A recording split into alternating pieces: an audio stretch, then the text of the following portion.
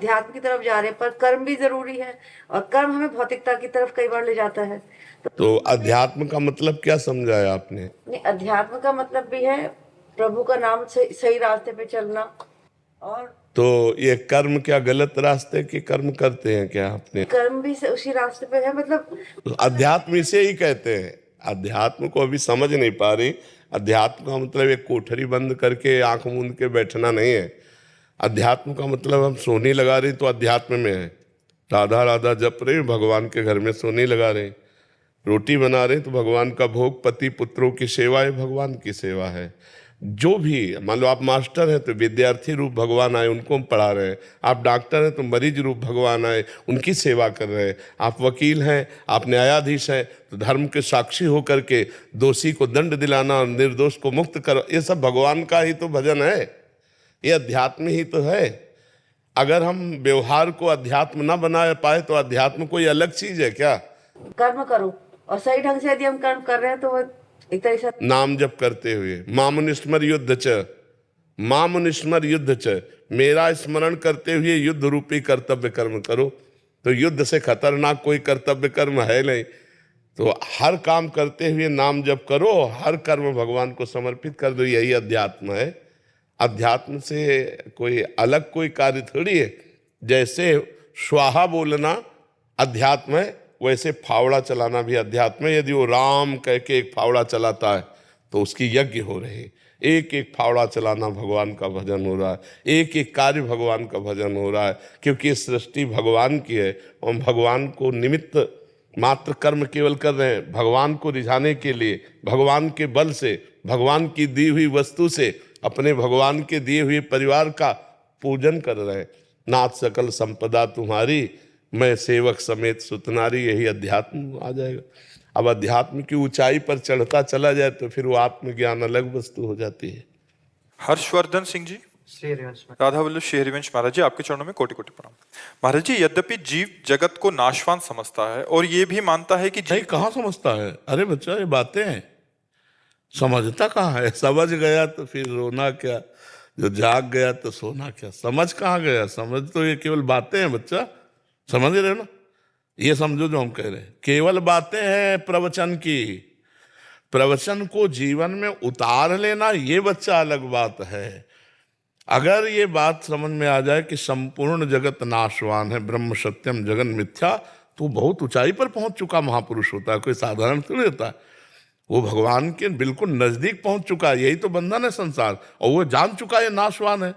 तो अब नाशवान में आसक्ति कर, जैसे अभी हम 2000 रुपया की एक टाली आपके सामने पलटा दें, आपको इतना इतना भी आकर्षण नहीं होगा, क्योंकि जानते हो ये चलता नहीं है।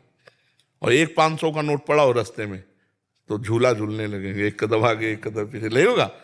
तो इसका मतलब है कि अभी नोट के प्रति आसक्ति नहीं गई, वो पता है कि चलता नहीं इसलिए आसक्ति है, उसमें नहीं है, ये चलता है तो इसमें आसक्ति है।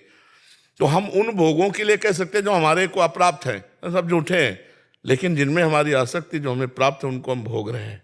इसलिए यह ज्ञान अधूरा है, इस ज्ञान का महत्व नहीं। अब आप प्रश्न करो, इसी को करो।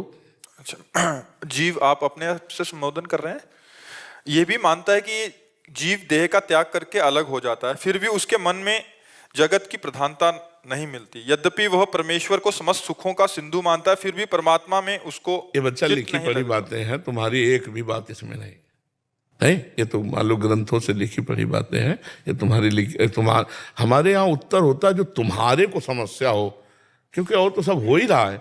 सीधे जो तुम्हारे हृदय में समस्या हो साधना में, तो उस समस्या का समाधान हो। तुम्हारी को क्या समस्या है? महाराज जी, वैसे हमें पता है कि भगवान के अलावा हमारा कोई भी नहीं। उसे एकांतिक सुना है आपने कि नहीं सुना? तो हमने कई बार कहा जो तुम्हें पता है, जिसका प्रयोग नहीं कर पाते हो, तो तुम्हारे अंदर भजन की कमी है। अपनी जानकारी का सही समय पे सही प्रयोग ना कर पाना भजन की कमी है। अगर आप नाम जप करोगे तो ठीक समय पर अपनी जानकारी का प्रयोग कर पाओगे। जैसे मुझे जानकारी की ऐसा दृश्य नहीं देखना चाहिए, ऐसी क्रिया नहीं करना चाहिए, ऐसा पदार्थ नहीं खाना चाहिए, पर हमसे जबरदस्ती हो जाता है, हमें पता है। उसका कारण है आत्मबल की कमी, अध्यात्म बल की कमी, भजन की कमी। अध्यात्म नित्या तो विनिवृत्त कामा, अध्यात्म नित्या तो विनिवृत्त कामा, अगर अध्यात्म में स्थिति है तो समस्त कामनाओं का त्याग स्वाभाविक हो जाएगा। नाम जप करो बच्चा, हमारे पास एक ही दवा है। क्योंकि जैसे देह और उनके संबंधी में जैसी प्रीति रहती है, ऐसे संतान और प्रभु में कम रहती है। मलिन हृदय जब निर्मल होगा तो निर्मल जन मन दृढ़ भावा, जब निर्मल मन हो जाएगा तो प्रभु और प्रभु के जन प्राण प्यारे लगने लगेंगे। इसलिए निर्मल मन के लिए विवेक चाहिए, क्योंकि विवेक विचार के द्वारा ही हम असत क्रियाओं को त्याग कर सत अनुष्ठान करके मन को निर्मल कर पाते हैं। और विवेक होता है सत्संग से, वो तुम्हें प्राप्त है। अब नाम जप करो, जितना नाम जप करोगे उतना ही मन निर्मल होता जाएगा, उतना ही आपको संसार झूठा नजर आने लगेगा। यहां तक कि अगर भगवत तत्व का बोध हो जाए तो संसार गायब हो जाता है। जे ही जाने जग जाए हेराई, जागे जथा स्वप्न भ्रम जाई। जैसे स्वप्न में जागने पर पूरा मिथ्या स्वप्न लगता है, ऐसे ही जब हमें परमात्म तत्व का ज्ञान हो जाता है तो संसार झूठा नजर आता है। पर ये सब बातें लिखी हुई हैं, इनको अनुभव करने के लिए पूरा जीवन लग जाता है। बहुनाम जन्मनावंते ज्ञानवान माम प्रपद्यते वासुदेवा स्वरमित सा महात्मा सुदुर्लभा। बहुत जन्मों की साधना, तो नाम जप में लगो तो बच्चा बात बनेगी। ब्रह्मचर्य से रहो, गंदे दृश्य मत देखो, गंदे बच्चों का संग मत करो, गंदा आहार मत करो, नाम जप करो। सब ये जो लिखा है वो तुम्हारे दिमाग में चलने लगेगा, वो तुम्हारी अनुभूति बन जाएगा। वो अनुभूति ही काम करती है।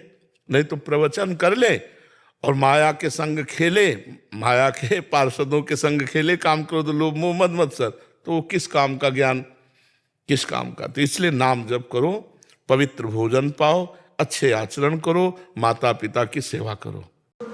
हेलो गाइस, अगर हमारे गुरु जी का वीडियो आपको अच्छा लगे तो आप कमेंट में राधे राधे जरूर लिखिएगा। धन्यवाद।